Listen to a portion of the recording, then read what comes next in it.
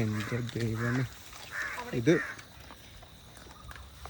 ഷൊർണൂർ ഗണേഷ് ഗിരി എന്ന് പറഞ്ഞ സ്ഥലത്തെ ഒരു 50 മീറ്റർ ദൂരപരിധിയിലുള്ള ഡോഗ്സാണ്.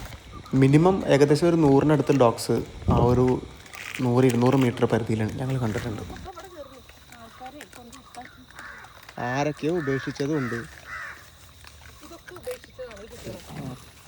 ഇതൊക്കെ ആൾതാമസമില്ലാത്ത പഴയ റെയിൽവേ കെട്ടിടങ്ങളാണ്. ഈ ഏരിയ ഫുള്ള് റെയിൽവേയുടെ അണ്ടറിലാണ്.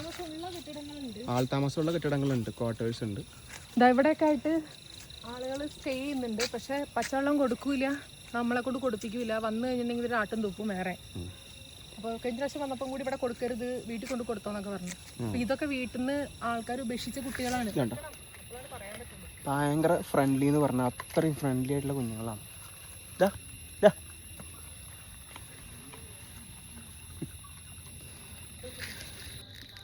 ഇത് ഷൊർണൂർ ഭാഗത്തുള്ള ഡോഗ് ലവേഴ്സ് ഉണ്ടെങ്കിൽ ഇത് റെയിൽവേയുടെ അണ്ടറിലുള്ള റോഡാണ്. പക്ഷേ പബ്ലിക് കമ്മ്യൂട്ടിംഗ് റോഡാണ്. ജനങ്ങൾ വണ്ടിയായിട്ട് അങ്ങോട്ടും ഇങ്ങോട്ടും പോകുന്ന പബ്ലിക് റോഡാണ്. അപ്പോൾ അതോറിറ്റിയായിട്ട് കോൺടാക്ട് ചെയ്ത് ഈ ഡോഗ്സിനെ ഒന്ന് ബർത്ത് കൺട്രോൾ ചെയ്യാൻ പറ്റിയ വലിയ കാര്യമായിരിക്കും.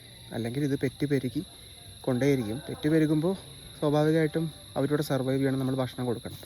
അല്ലാതെ ഭക്ഷണം കൊടുക്കുന്നവരെ തടഞ്ഞുകൊണ്ടല്ല ഡോഗ്സിനെ കൺട്രോൾ ചെയ്യേണ്ടത്. അതിന് റൈറ്റായിട്ടുള്ള പാത്ത് വേ ഉണ്ട്. അതിന് ബർത്ത് കൺട്രോൾ ചെയ്ത് കൊണ്ടുപോകുന്നതാണ് നല്ലത്. അപ്പോൾ അതോറിറ്റീസ് ഇത് കാണുന്നുണ്ടെങ്കിൽ ദയവീത് ഈ ഭാഗത്തുള്ള മദർ ഡോഗ്സിനൊക്കെ സ്പേയിങ് ചെയ്യുക, വന്ധ്യംകരണം ചെയ്യുക. എന്നാൽ ഇങ്ങനെ പെറ്റ് പേരിക്കില്ല ഈ കുഞ്ഞുങ്ങൾ. അല്ലാതെ ഇവർക്ക് ദൂരെ നിന്ന് വന്ന് സ്വന്തം എഫേർട്ട് ഇട്ട് ഫുഡ് കൊടുക്കുന്ന ആളുകളെ തടഞ്ഞുകൊണ്ടല്ല, അവർ പട്ടിണി കിടത്തി കൊല്ലുന്നതല്ല അതിനുള്ളൊരു പരിഹാരം.